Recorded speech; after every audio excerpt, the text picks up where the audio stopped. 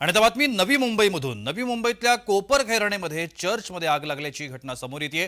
चर्चमधील तळमजल्यावर ही आग लागली। आगीमुळे चर्च बाहेर एकच खळबळ उडाली। अग्निशमन दलाकडून आगीवर नियंत्रण मिळवण्याचे प्रयत्न सुरू आहेत। सुदैवाने कोणतीही जीवितहानी या संपूर्ण घटनेमध्ये झाली नाही। नवी मुंबईतली ही घटना कोपर खैराणेमधील चर्चमध्ये आग लागल्याची घटना घडली। आपण या संदर्भात अधिक माहिती घेण्याचा प्रयत्न करूया। आमच्या प्रतिनिधी कविता लोखंडे आता माझ्यासोबत दूरध्वनीवरून संपर्कात आहेत। कविता, एकूणच ही काय घटना आहे?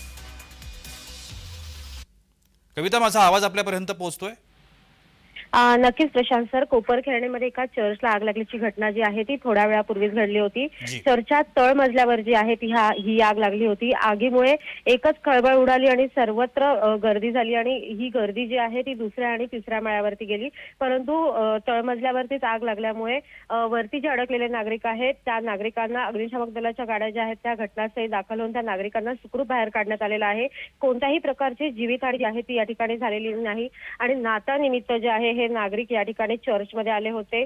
त्याचबरोबर चर्चसाठी बांधण्यात आलेले स्टेज जो आहे त्याच्यासाठी वापरण्यात आलेली लाईटची वायर आणि बाहेर उभ्या असलेल्या काही वाहनं आहेत, या वाहनांना देखील आग लागलेली आहे। त्यामुळे मोठे नुकसान जे आहे ते या ठिकाणी पाहायला मिळत आहे।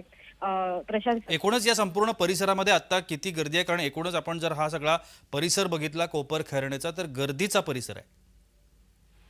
नक्कीच प्रशांत सर, कोपर खैराणे हा परिसर जर बघितला तर एकंदरच गर्दीचा परिसर आहे। ज्या ठिकाणी चर्च आहे ते देखील जो परिसर आहे हा गर्दीचाच परिसर आहे आणि आज नाताळनिमित्त या चर्चमध्ये देखील गर्दीच होती आणि आता जी आहे आग लागल्यामुळे त्या ठिकाणी खळबळ उडाली होती। परंतु आता जी आहे अग्निशामक दलाने आगीवरती नियंत्रण मिळवलेलं आहे, त्यामुळे ही गर्दी जी आहे ती आता या ठिकाणाहून कमी करण्यात आलेली आहे आणि आग देखील आटोक्यात आलेली आहे। त्याचबरोबर कोणत्याही प्रकारची जीवितहानी देखील झालेली नाहीये। प्रशांत, धन्यवाद कविता, आपण दिलेल्या विस्तृत माहितीसाठी।